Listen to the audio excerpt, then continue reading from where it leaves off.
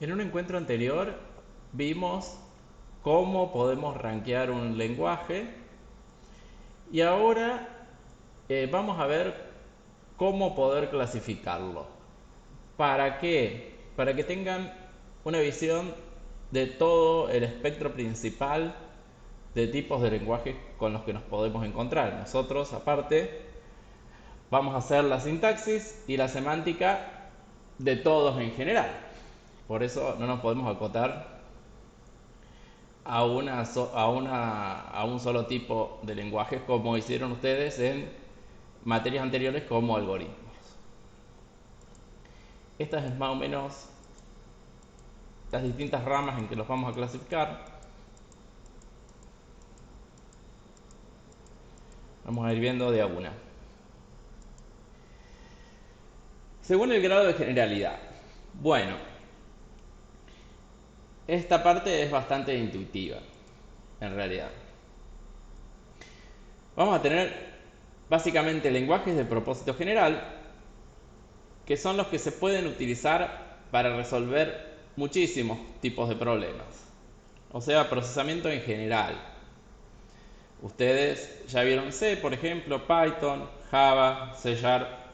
Se utilizan para aplicaciones en general. Después tenemos lenguajes de propósito especial, que están optimizados para una determinada área de aplicación. Por ejemplo, la gestión de base de datos,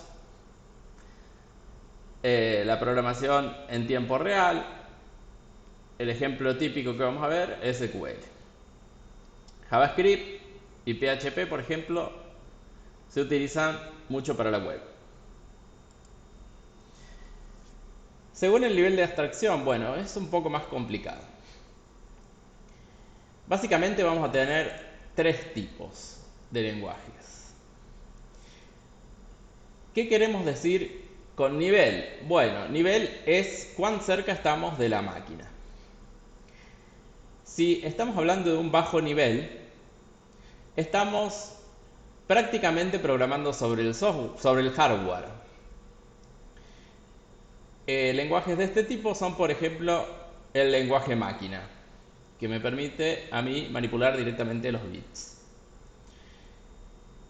Otro lenguaje de este tipo es el lenguaje ensamblador, que en realidad le pone nombre a los bits, a los bytes. Este tipo de lenguajes, como ya vimos, son altamente dependientes de la máquina y están reservados para usos muy puntuales. La mayoría de los lenguajes con los que van a trabajar ustedes cuando se desempeñen profesionalmente van a ser lenguajes de alto nivel.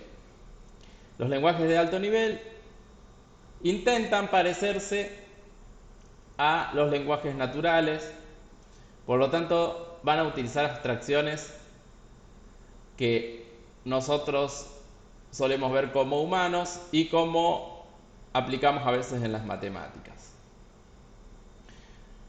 Este tipo de lenguajes se encuentra, por ejemplo, C, Java, C Sharp, JavaScript, PHP.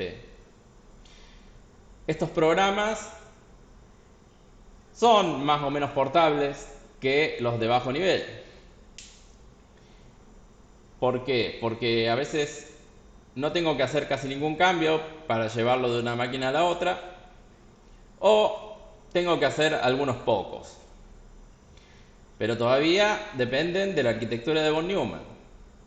Así que si dependen de la arquitectura de von Neumann, en cierto modo dependen un poco de la máquina. Podríamos tener una tercera clasificación que son los lenguajes de muy alto nivel. Estos lenguajes son prácticamente libres del hardware. O sea, han desarrollado unas abstracciones que permiten independizarnos de ciertas cosas como las variables, los punteros, los for, los while. Estos lenguajes son los que vimos en algunos ejemplos como Lisp, Prolog o SQL. Según su adecuación a los tipos de datos. Bueno, esta parte es un poco más compleja. ¿Por qué? Porque cómo se adecúan los lenguajes a los tipos de datos les va a dar una firma única a los lenguajes y los va a marcar. Los va a marcar como digamos de por vida. Primero podríamos tener lenguajes sin tipos de datos. Lenguaje sin tipo de datos quiere decir que no hay un sistema de tipo de datos. La existencia de tipos de datos me va a exigir que yo tenga un sistema que me los administre. En este caso no existe. Y los dos ejemplos representativos son el lenguaje máquina y el ensamblador. Si yo quiero hacer algún tipo de datos, ya sea desde el más básico, como un entero o un float, lo tengo que hacer por mi cuenta, porque solamente me provee manejo de bytes. Tenemos otra categoría que es extremadamente la opuesta, que son los lenguajes no tipificados. No tipificados no es lo mismo que sin tipo de datos. Es más, como dije antes, es el extremo opuesto. También se le llama lenguajes dinámicamente tipificados. Por ahí, por ese lado, me hace acordar que manejan tipos de datos. El sistema de tipos de datos de este tipo de lenguajes es muy complejo y es totalmente dinámico. ¿Qué quiere decir? Que las variables pueden aceptar cualquier valor en cualquier momento. Incluso yo puedo definir variables sin decir de qué tipo es. Se va a dar cuenta solo el programa de el tipo que yo estoy tratando de manipular. Algunos ejemplos típicos son, por ejemplo, JavaScript y Python. Vamos a ver por qué Python, por ejemplo, es un lenguaje de este tipo. Si yo uso una variable y directamente le pongo algo, me lo acepta. En ese caso, escribí en mensaje la palabra hola.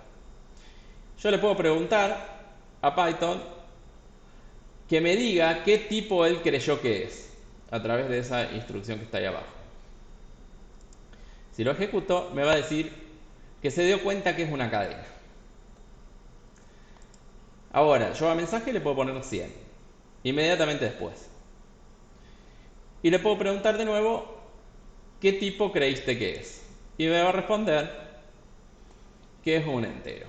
Fíjense, el sistema de tipos es extremadamente complejo y se da cuenta solo lo que yo quise hacer. En el medio tenemos dos categorías, en el medio de esos dos extremos, de no tener a tenerlo totalmente dinámico, tenemos dos categorías más.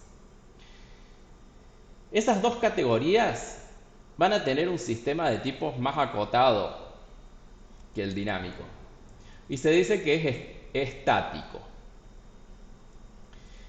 En los débilmente tipificados, las reglas de ese sistema de tipos existen. O sea, ese sistema va a tener un montón de reglas. Pero me deja como pasar por alto algunas reglas. Ese pasar por alto va a implicar que yo pueda convertir entre tipos muy fácilmente. Pero en esa versatilidad que tiene, me puede hacer cualquier cosa también. C es el típico lenguaje débilmente tipificado. La otra categoría que está en el medio es los lenguajes fuertemente tipificados. El sistema de tipos de datos en este caso también es estático como el de los débilmente tipificados, pero las reglas que tiene el sistema se cumplen al pie de la letra, en todo momento. Entonces me va a exigir que para convertir cosas de un tipo a otro yo lo tenga que expresar. No me lo va a hacer él. No me va a permitir conversiones automáticas y flexibles como en C. Esto me permite obviamente detectar errores mucho más fácil. Por ejemplo, tenemos a Java y C# que son de este tipo. Vamos a ver una comparación entre los dos. Vamos a comparar una tipificación débil de C con la fuerte de Java. Vamos a hacer una enumeración. Una enumeración es una lista de etiquetas que pueden tener, en el caso de C, un valor entero. La primera arranca con 0, la segunda con 1 y así. Yo puedo usar esa enumeración dentro de C con resultados que podrían ser pésimos. Por ejemplo, creé una variable del tipo enumeración, que en este caso se llama categoría, y le puedo asignar cualquier cosa. Le asigné 0,0, flotante. No existe en la enumeración.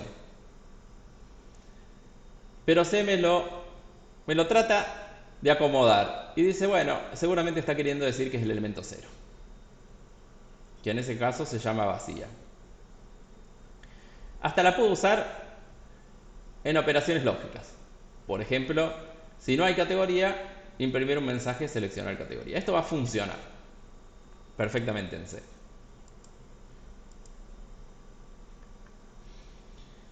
Bien, para evitar errores, o como dijimos antes, que el programa sea más confiable, los sistemas que tienen tipificación fuerte no van a permitir hacer eso.